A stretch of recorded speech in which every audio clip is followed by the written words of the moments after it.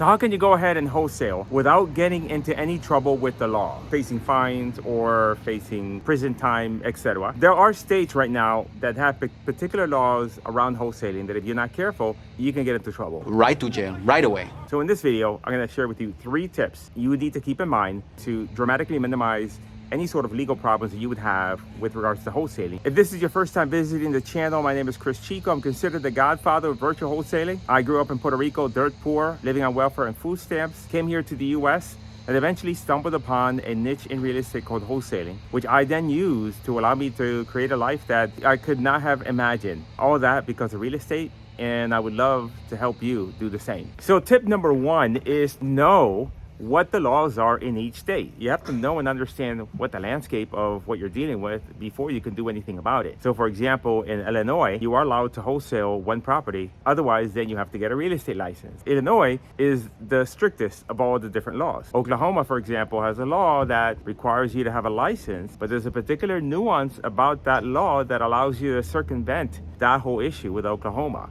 Other states have passed ordinances around how to communicate with property owners. For example, in Atlanta, there are ordinances around communication with property owners, because a lot of people, what they do is they get a list of property owners, they skip trace that list, and then they call them. And they just harass the crap out of that list. And now the homeowner is getting calls and text messages from multiple people. And they wanted to stop, but they have no way of being able to do that. And so different cities have passed ordinances around that. Philadelphia, for example, has an ordinance in regards to getting an occupational license. And that's the least strictest, because all you got to do is they just want to register you to know that you're a wholesaler. That way, in case you do something wrong, they know who you are. Do me a favor, if you think it would be helpful for me to put together a document that details all the states along with all the laws, make a comment and let me know, Chico, I want that document. The second tip on how to make sure that you don't get into any legal trouble with regards to real estate wholesaling, make sure that you are positioning yourself correctly when you are talking to people about your opportunity. There's a thin line between licensing law, right, real estate license law, and what we do. And the thin line is that as a real estate licensee, if you have a license, then that gives you the ability to sell a property on behalf of someone else. My neighbor Mary wants to sell a property. I tell Mary, I can sell that property for you. I can take all that work and put it on my hands and find you a buyer. As a real estate wholesaler, however, you are putting a property on a contract, and now what you're selling is that agreement. You're not selling the property, you're selling the agreement.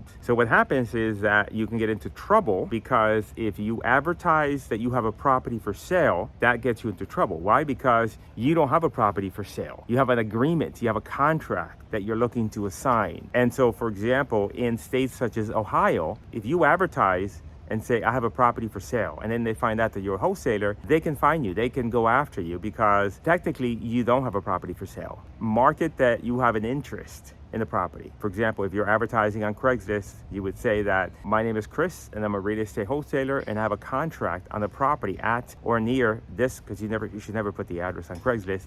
And I'm looking to assign my interest in the contract. Here are the details surrounding this property. You are selling your interest in the agreement, you're not selling the property. Item number 2 deals with making sure that you're communicating properly to whoever you are dealing with about what you are really doing. The last and final tip is to try and minimize your communication about the properties you sell to the general public. An example I'm going to use is the example of Oklahoma. Oklahoma passed a licensing law that requires you to have a real estate license, but there's a loophole around that law. How do I know? Because I had communicated directly with the real estate commission, and they told me what this loophole was. If you have a contract, you're a wholesaler, now you're trying to sell your contract, your interest in this contract. What they don't want you to do, Oklahoma, is they don't want you to advertise that contract to the general public. Putting that you have a contract for sale on Craigslist is a no-no in Oklahoma. Putting it on Facebook Marketplace is a no-no. Putting an ad in the paper, putting a bandit sign, a sign in somewhere in that town, because you're now speaking to the general public. They don't want that. What they allow instead is for you to tell people about your desire in selling a contract in a private way. By that I mean, let's say that you find Joe Smith, who has bought several properties here, the one that you're trying to sell the assignment for, the agreement for, and then now you reach out to that Joe Smith directly by skip tracing, finding out the corporation, etc. Now you're directly speaking with them and telling them about your opportunity. that is allowed. Another example, if you have an email list, sending out an email about your property to that email list, they don't consider that a public forum. They consider that private communication. At the end of the day, even if a particular state doesn't have an issue with wholesaling, what you want to try to avoid is a real estate agent gets upset at you for whatever reason, and then they send a letter to the real estate commission in that particular state. And now you got the real estate commission digging up your a-hole. And that's a bad thing. Why? Because, in business, you're going to involve yourself in lawsuits and in the law.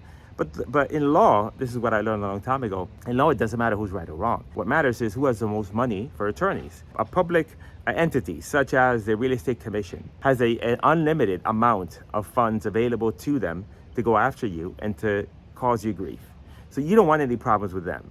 And so my advice to you, and this is what we tell our students, is that when you have a property and now you have a contract on that property and you wanted to sell your interest in that property, go and find those particular buyers that have been purchasing properties in that particular area and reach out to them directly. Then you go into the public forums, except for Oklahoma. But let's say, for example, you're in another state, and so you might go to Craigslist and be very peculiar about how you post on Craigslist, meaning you're not going to post the address of the property on Craigslist. You're going to say that you have that you're selling your interest in the contract, you're looking to assign the contract, etc. And so that's fine, but you're going to try first to sell it privately before you go out to the general public. I'm telling you not what you should do. I'm just giving you some FYI. I know people that are doing tons of wholesale deals in Illinois, and they don't have a real estate license.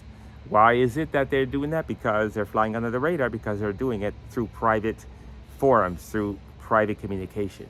And that's how they circumvent that.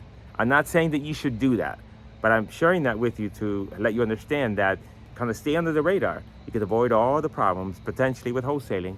You can make that viable, and you can make a ton of money. And later on, if you want to move on to something else, you can do that. Let me know if you found this video helpful. If you're interested in doing nationwide wholesaling, which is rather than being confined to your local area, and you would now be able to do the entire US of A. So if you're one of these states that's problematic, you don't care. You have so many other states that you can do business in. There's a video that'll pop up here or there. Watch that video, click on that video, explain to you my entire nationwide wholesaling model, and it's going to open up your eyes to the world of new possibilities.